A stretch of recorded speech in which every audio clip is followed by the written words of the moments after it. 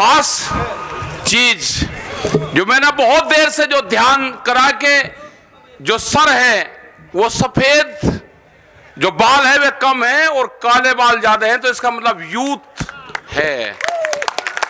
आएगा देश में यूथ क्रांति आएगी।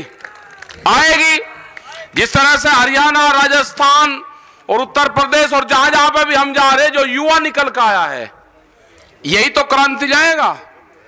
हम बहुत जगह जाते थे तो यूथ नहीं दिखता था, वो खेती से हट गया था, अपनी जमीन से हट गया था वो।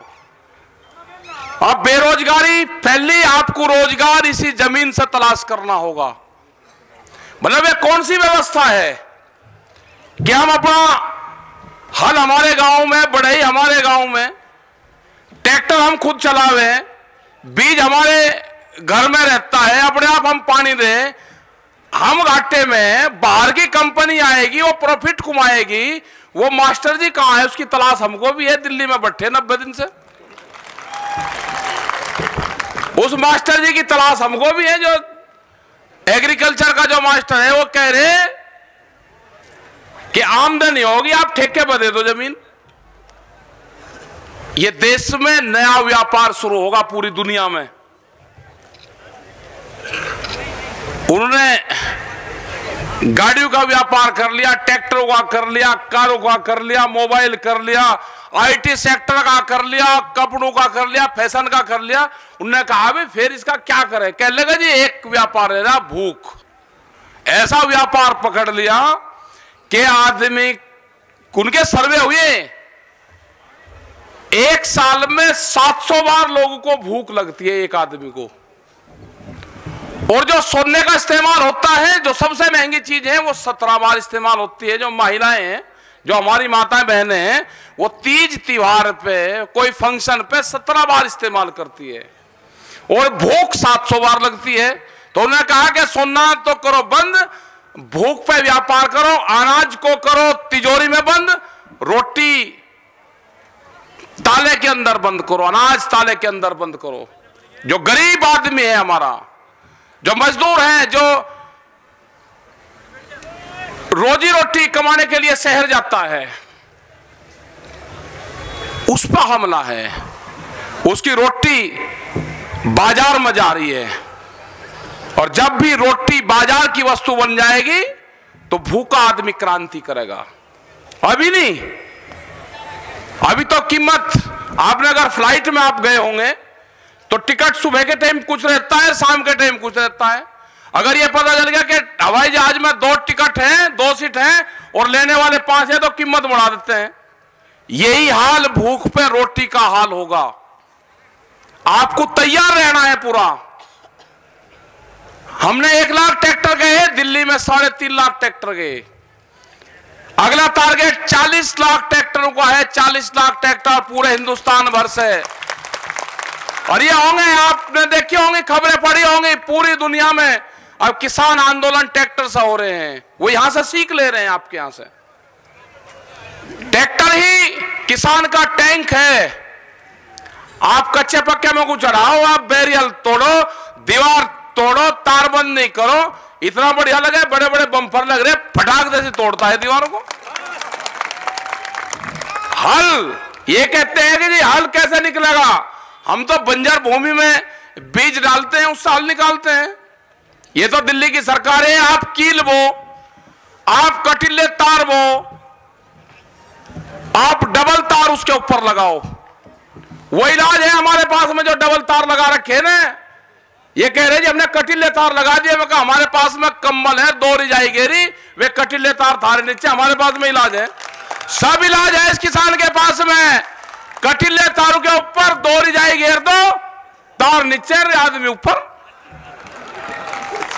अत्याचार देखो, सिख कौम को बदनाम करने की कोशिश करी गई।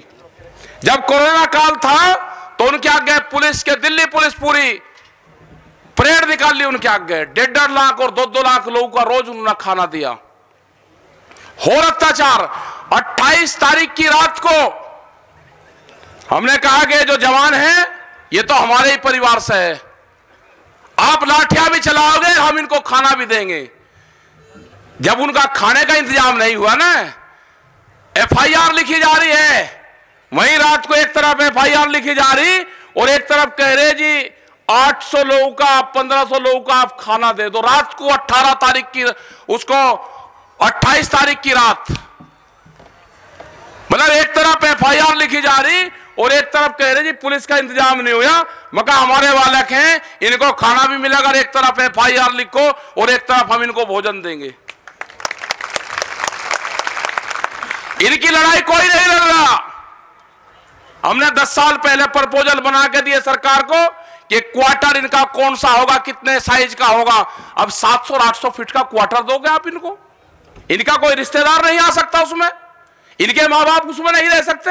आप ड्यूटी लोगे 24 घंटे की और क्वार्टर दोगे आप इनको 700 स्क्वायर फीट का। हमने दिए इनको प्रस्ताव बना के आज से 15 साल पहले कि पुलिस की क्या पॉलिसी होनी चाहिए। उनका क्वार्टर का साइज 1500 से नीचे उसका क्वार्टर का साइज नहीं होना चाहिए। उससे आप ड्यूटी किसी भी कोने में आप ले लो, 800 किलोमीटर ड्यूटी लो उससे, लेकिन उसके बच्चों का जिम्मेदारी तो आप लोगे। उसके माँ बाप वहां पे रह जाएं, उसकी जिम्मेदारी तो आप लोगे। जो हमारे फोर्सेस के लोग जो बॉर्डर पर पड़े हुए हैं, उनको आप पेंशन नहीं दोगे, कर्मचारियों को पेंशन नहीं दोगे, एमपी और एमएलए को पेंशन होगी। अरे प्रधानमंत्री एक बार कह के तो देखो, जो एमपी एमएलए अपनी पेंशन छोड़ना चाहता है, आपकी एक कितनी बात मानते हैं? गैस के सिलेंडर तो हमारे आम जनता ने छोड़ दिए, सब्सिडी। आप एक बार कह के तो देख लो। ये आखिरी बादशाह है लुटेरों का, आखिरी बादशाह, इसको दिल्ली से भगाना पड़ेगा। ये लुटेरों का आखिरी बादशाह है जो रोटियों पे कीमत लगाता हो। इनको झंडे और देश से मोहब्बत नहीं है, इनको कोई लगाव नहीं है देश के झंडे से, देश से। ये व्यापारी है, व्यापारी और भिखमंगे को देश और क्षेत्र से प्यार नहीं होता। उसको जहां ठीक मिलता है वो वहीं चला जाएगा, भिखमंगा भी। और व्यापारी भी जिस चीज में उसको फायदा होगा वो काम करेगा। ये लड़ाई लंबी चलेगी जब तक एमएसपी पे कानून नहीं बने। हमने 2002 के आसपास में आपकी विधानसभा पे बाजरे की जलाई करी थी, बाजरे की राजस्थान में। जब उस टाइम पर रेट था 200-250 रुपए क्विंटल का रेट था, 300 रुपए का। ये लड़ाइयां लंबी लड़ी जाएगी, आपको भी बहुत टाइम हो गया। आप तैयारी रखो, दिल्ली की अपनी कटाई कर लो और दिल्ली की तरफ को भी आप भी निगाह रख लो।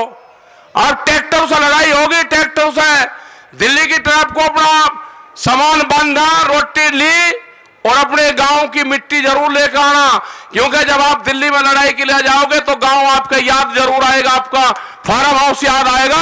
अपने खेत की मिट्टी अपने हाथ पे ले लेना और उसी का ही देखना, आपको फार्म, आपकी जमीन उसी में ही दिखाई देगी। दिल्ली की तरफ को अपने ट्रैक्टर भरवा के डीजल के खड़े कर लो, कभी भी कॉल होगी। और अपना जो यहां देना चाहते हैं ना, हल क्रांति भी होगी देश में। हल क्रांति में क्या क्या औजार इस्तेमाल होते हैं उनका नाम तो लेते नहीं, वो सींगे भी इस्तेमाल होते हैं जो हिरण के सींग में हो, उसका नाम तो कुछ हो रहे हैं, वे कहते हैं, फिर पत्रकार कहेंगे जी आपने कुछ कह दिया। सारी चीजों का इस्तेमाल होगा, सारी चीजों का। हल क्रांति होगी देश में, हल क्रांति, उनको इस्तेमाल करना, उनको लेकर भी आना।